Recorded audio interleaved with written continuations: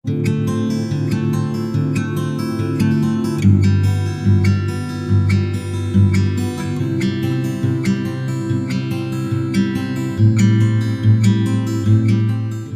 बार फिर से आप सभी का स्वागत है। हम अध्ययन कर रहे हैं शमूएल की पहली पुस्तक का और अब समय है कि हम उसके 15वें अध्याय पहले वचन से आगे का अध्ययन करें। तो मेरे प्यारे भाई बहनों, अभी हमने 9वें अध्याय से लेकर के 14वें अध्याय तक पढ़ा कि कैसे शाऊल को इजराइल का पहला राजा नियुक्त किया गया और उसके बाद कैसे उसने युद्ध किए और कैसे उसने अपना राज्य किया।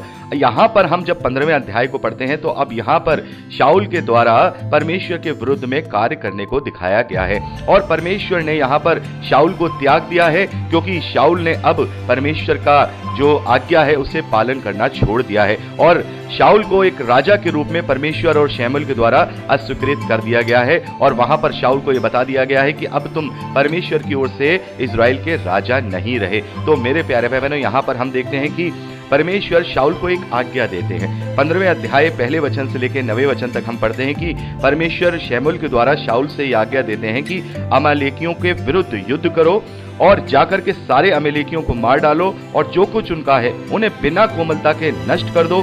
क्या पुरुष, क्या स्त्री, क्या बच्चा, क्या दूध पीता, क्या गाय बैल बकरी, क्या भेड़ बकरी, क्या ऊंट, क्या गधा, सबको मार डाल। तो मेरे प्यारे भाई बहनों, यहाँ पर हम देखते हैं कि परमेश्वर शाऊल को यह आज्ञा देते हैं कि अमालेकियों को पूरी तरह से नष्ट कर दो और वहां पे किसी भी प्रकार से किसी को जीवित मत छोड़ो, सबको मार डालो। तो मेरे प्यारे भाई बहनों, जैसा कि हम देखते हैं निर्गमन की पुस्तक में जब इजरायली अपने जंगल के सफर में थे तब अमालेकियों ने इजरायलियों के साथ बहुत बुरा बर्ताव किया था और हम ये भी जानते हैं कि परमेश्वर ने इजरायलियों को जो ये कनान देश दिया है उस पर जो युद्ध विजय कराए हैं वो उन लोगों के दुष्टता के कर्मों का दंड देने के लिए कराए हैं। यहाँ पर हमने अच्छी तरह से वहां पर देखा था कि परमेश्वर ने इजरायलियों से कहा है, व्यवस्था विवरण में हमने पढ़ा कि तुम इस योग्य नहीं हो कि तुम्हें ये मैं इजराइल देता हूं, ना ही तुम में कोई खूबी है ना तुम में लियाकत है, तुम एक हठीली जाति हो और हमेशा तुमने मेरे विरोध में ही कार्य किया है। मैं तुम्हें ये इजराइल देश इसलिए नहीं देता हूं कि तुम्हारे अंदर कोई खूबी है या तुमने बहुत अच्छे काम किए हैं, बल्कि मैं इसलिए देता हूं कि मैंने तुम्हारे पूर्वजों से ये प्रतिज्ञा की है कि तेरे वंश को ये देश दिया जाएगा, इस वजह से दे रहा हूं। और दूसरी वजह, इन लोगों के जो दुष्टता के काम हैं, जो अमेलेकी हैं, परिजी हैं, जो यहाँ पे जो रहते हैं, इन सब के दुष्टता के कामों के लिए इन्हें मैं दंड दूं, इसलिए मैंने तुम्हें ये इजराइल दिया है। तो उसमें से एक ये अमेलेक देश भी था जो अभी तक बचा हुआ था और परमेश्वर इसे पूरी रीति से दंड देना चाहते थे, उसको पूरी रीति से नष्ट करना चाहते थे। तो उसके लिए उन्होंने अपने द्वारा नियुक्त किए गए इजराइल के पहले राजा शाऊल को यह जिम्मेदारी दी कि जाओ और उसको पूरी रीति से नष्ट कर डाल। तो जैसा कि हम पूर्व में भी देख चुके हैं, जो भी इजरायली युद्ध करते हैं परमेश्वर यही आज्ञा देते हैं कि पूरी रीति से उन्हें नष्ट कर दो, उनका कुछ भी ना बचे, क्या स्त्री, क्या बच्चा, क्या दूध पीता, क्या बैल, क्या भेड़, क्या बकरी, सबको मार डाल। तो मेरे प्यारे भाई बहनों, इसके विषय में बहुत सारे मसीह विरोधी यहाँ पर सवाल उठाते हैं कि तुम्हारा परमेश्वर तो बहुत क्रूर है और वो दूध पीते बच्चों को भी नहीं छोड़ता है, स्त्रियों को भी नहीं छोड़ता है। तो बहुत सारी बातें करते हैं, लेकिन हम जानते हैं कि परमेश्वर ने ये सारी बातें क्यों कही हैं। इस बात को हम निर्गमन की पुस्तक में अच्छे से पढ़ पाए हैं। वहां पर हम देखते हैं कि मूसा के द्वारा, जब ये परमेश्वर के द्वारा मूसा से ये आज्ञा दी गई कि भाई जाओ और ये युद्ध लड़ो, सबको नष्ट कर दो, तो वहां पर उन्होंने बहुत सारी चीजें छोड़ दी थी। तो मैंने आपको वहां डिस्क्राइब किया था कि आखिर परमेश्वर पूरी रीति से क्यों यहां सभी को नष्ट करने के लिए कहता था। पहली बात तो, जब परमेश्वर का क्रोध मनुष्यों पर आता है तो फिर वो पूरी रीति से आता है, फिर उनका कोई नहीं बच सकता। तो जैसे हम सदोम और अमोरा में भी देखते हैं, तो क्या वहां बच्चे, बूढ़े, स्त्री सब नहीं होंगे? क्या वो पूरा शहर परमेश्वर की आग से पूरी तरह से नष्ट नहीं हो गया? या हम नूह के समय देखें, जब नूह का परिवार जहाज में था और बाकी पूरा दुनिया थी, वो क्या नष्ट नहीं हो गई? तो मेरे प्यारे भाई बहनों, परमेश्वर के दृष्टि से हमें देखना होगा। मनुष्यों की दृष्टि से तो ये बहुत बड़ी चीज होती है, लेकिन ये परमेश्वर की दृष्टि से हमें देखना होगा। परमेश्वर ने ही बनाया है, परमेश्वर ने रचा है और उसकी बनाई हुई सृष्टि जब उसके विरोध में आ जाती है तो फिर जो बनाने वाला है उसका क्रोध उन पर जरूर पड़ता है। और दूसरी बात यह भी है कि परमेश्वर पूरी रीति से अमेलेकियों को खत्म करना चाहता है, ताकि इनके बीच में से कोई भी ऐसा बाद में ना उठ सके जो फिर बाद में परमेश्वर यहोवा की प्रजा को आकर के उनसे लड़े या उनके ऊपर प्रबल हो जाए। क्योंकि मेरे प्यारे भाई बहनों, यदि स्त्रियों को और बच्चों को छोड़ दिया जाएगा वहां, तो वहां क्या होगा? क्या वो परमेश्वर की आज्ञा के अनुसार उन्हें वो बड़ा करेंगी? उन बच्चों को तो वो इस तरीके से बड़ा करेंगी कि भाई इजरायलियों ने तुम्हारे माँ बापों को मार दिया, तुम्हारे बाप को मार दिया, तुम्हारे दादा को मार दिया। तो उनके मन में वो इजरायलियों के प्रति वो पूरी एक तरीके से कहेंगे नफरत भर के उन्हें जो है पालेंगी, और जब वो बड़े होंगे तो फिर वो इजराइल के विरुद्ध उठेंगे। तो परमेश्वर का निजाम जो परमेश्वर ने इजरायलियों के साथ रखा है कि कम से कम 1500 सालों तक इजरायली उस प्रतिज्ञा को संभाले रहें, यहोवा के नाम को संभाले रहें, ताकि जगत के साथ जो उद्धार की वाचा प्रभु यीशु मसीह के द्वारा बांधी जाए वो अच्छी रीति से बांध सकें।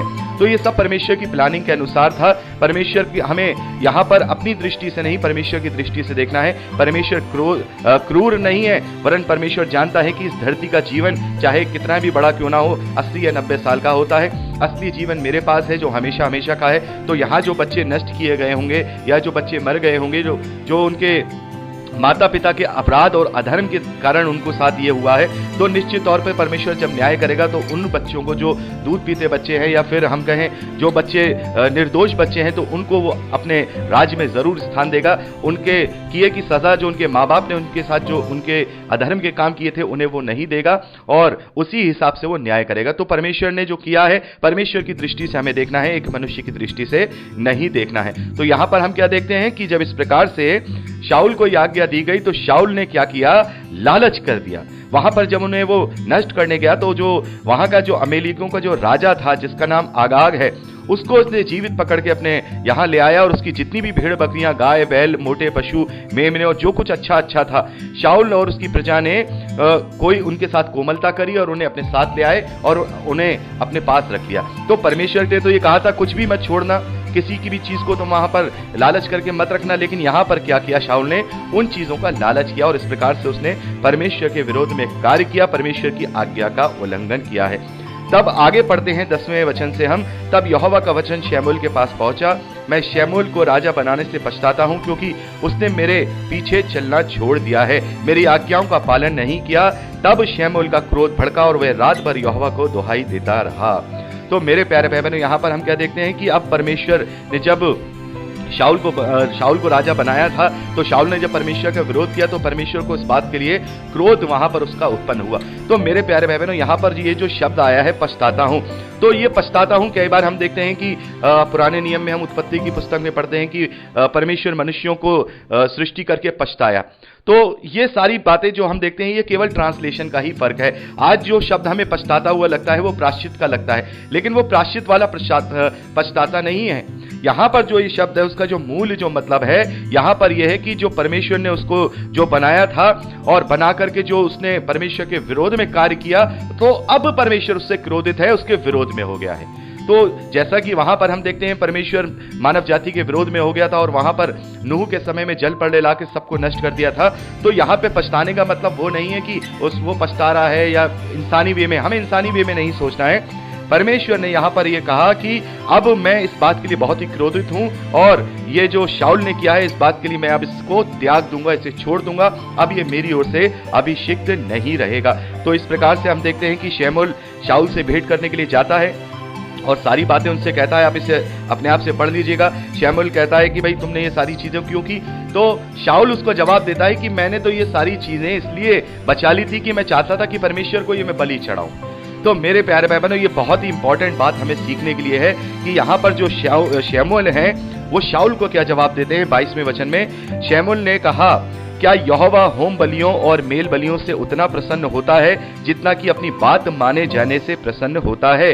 सुन, मानना तो बलि चढ़ाने से और कान लगाना मेढ़ों की चर्बी से उत्तम है। मेरे प्यारे भाई बहनों, ऐसा नहीं है कि पुराने नियम में परमेश्वर ने अपने भविष्यवक्ताओं से, अपने दास भविष्यवक्ताओं से लोगों को नहीं समझाया है। वहां भी परमेश्वर ने समझाया है कि मेरी आज्ञा पालनता जरूरी है, मेरी आज्ञा पालनता मेरे लिए जरूरी है। तो ये दिखावे आडंबर मेरे लिए जरूरी नहीं है। तो साफ तौर पे यहां पर शमूएल शाऊल को ये कह रहे हैं कि परमेश्वर किस बात से प्रसन्न होगा, इस बात से प्रसन्न होगा कि तू उसके लिए ला करके बैल और बकरियों की बलि चढ़ाए, या इस बात से कि तू उसकी आज्ञा पालनता करे। उसको बैल बकरियों की चर्बी से क्या उसको लाभ, उसको क्या सरोकार। तो ये वचन हमें अपने आप में बताते हैं कि परमेश्वर को ये सारी चीजें नहीं भाती हैं, वो इन सारी चीजों से प्रसन्न नहीं होता है। ये सारी चीजें, ये सारे संस्कार तो परमेश्वर ने केवल इजरायलियों को इसलिए करने के लिए दिए थे ताकि उनकी आज्ञा पालनता का वो परख कर सके, उन्हें वो ये जान पाए कि इस चीज को वो कर पा रहे हैं कि नहीं। तो ये चीजें तो केवल सेकेंडरी हैं, ये प्राइमरी नहीं है। प्राइमरी जो है वो परमेश्वर की आज्ञा पालनता है। यहां पर भले ही वो परमेश्वर के लिए वो बलि चढ़ाए या कुछ, तो परमेश्वर थोड़ी चाहता मेरे लिए बलि चढ़ाओ। उसको क्या लाभ, कोई बैल काट करके तुम उसके ऊपर चढ़ा दोगे, उसको चर्बी चढ़ा दोगे, उससे क्या। यहां पर साफ लिखा है, यहां पर साफ लिखा है, मन लगाना या उसके वचन को मानना बलि चढ़ाने से और उसके वचन पर काल लगाना मेढ़ों की चर्बी से उत्तम है। परमेश्वर यही तो चाहता है और तूने वही किया। तूने शाऊल वही किया, तूने उसकी आज्ञा का पालन तो किया नहीं, वहां पर सबको नष्ट किया नहीं, और परमेश्वर को खुश करने के लिए तू बैल बकरियों को ले आया। क्या परमेश्वर इससे प्रसन्न होगा? कभी भी प्रसन्न नहीं होगा। आगे शाऊल कहते हैं कि देख, बलवा करना और भावी कहलाने वालों से पूछना एक ही समान पाप है, और हट करना मूर्तों और ग्रह देवताओं की पूजा के तुल्य है।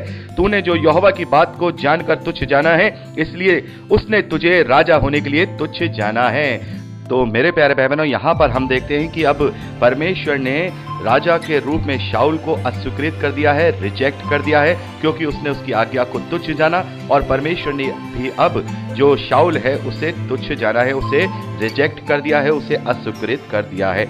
आगे 24वें वचन में हम पढ़ते हैं, शाऊल ने शमूएल से कहा, मैंने पाप किया है, मैंने तो अपनी प्रजा के लोगों का भय मानकर उनकी बात सुनकर यहोवा की आज्ञा तेरी बातों का उल्लंघन किया है। परंतु अब मेरे पाप को क्षमा कर और मेरे साथ लौट आ कि मैं यहोवा को दंड करूं। शमूएल ने शाऊल से कहा, मैं तेरे साथ ना लौटूंगा, क्योंकि तूने यहोवा की बात को तुच्छ जाना है और यहोवा ने तुझे इस्राएल का राजा होने के लिए तुच्छ जाना है। यानी कि अब वो कहता है कि मैं अब अपना पश्चाताप कर लेता हूं, मैं क्षमा मांगता हूं, लेकिन अब परमेश्वर ने उसको तुच्छ जान लिया है और परमेश्वर ने उसे रिजेक्ट कर दिया है। तो शमूएल ने कहा कि जब परमेश्वर ने तुझे रिजेक्ट कर दिया है, परमेश्वर ने तुझे अस्वीकृत कर दिया है, तुझे तुच्छ जान लिया है, तो अब मैं तेरे साथ नहीं चलूंगा। तो जैसे ही शमूएल जाने के लिए, वापस जाने के लिए घूमा, वैसे ही शाऊल ने उसका वस्त्र पकड़ा और वो वस्त्र फट गया।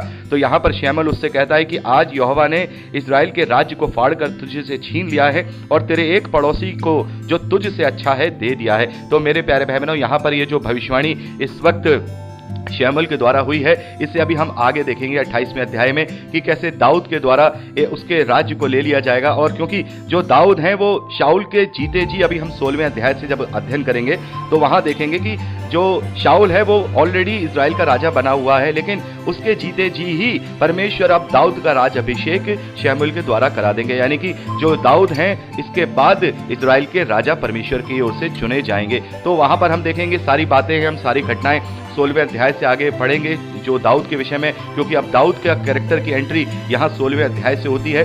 जैसे मैंने आपको बताया था कि ये शमूएल की पहली पुस्तक 5 भागों में डिवाइड होती है, तो 3 भाग यहाँ पर हम 15वें अध्याय तक पूरा देखते हैं। अब चौथा और बहुत ही महत्वपूर्ण जो भाग है, जो दाऊद और शाऊल का जो हम देखेंगे, जो आपस में जो झगड़े हैं, जो फिर दाऊद कैसे वहां पर सारी चीजों को अपना बनाता है, कैसे सारा गोलियत के विषय में, ये सब बातें हम पढ़ेंगे।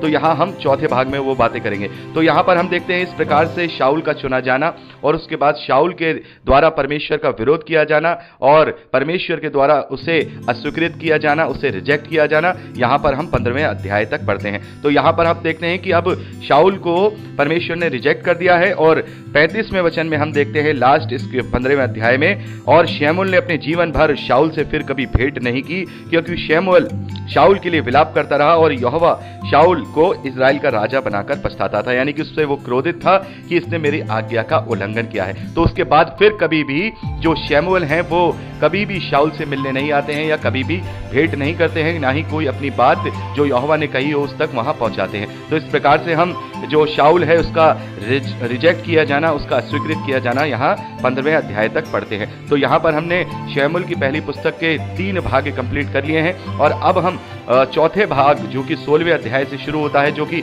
दाऊद का राज्य अभिषेक से के साथ ही वहां पर सारे घटना और वर्णन शुरू होते हैं। तो मेरे प्यारे सीक्वेंस के साथ पूरी बातों को अच्छी तरह से पढ़ने पाए, उनका अध्ययन करने पाए, और आपको भी यहाँ पर हमने 15वें अध्याय तक का अध्ययन कंप्लीट कर लिया है। और तो प्रभु आप सबको बहुत आयत की आशीष दे, अपने वचन में दृढ़ करे, यीशु के सामर्थी नाम में आमीन। Praise the Lord. जय मसीह।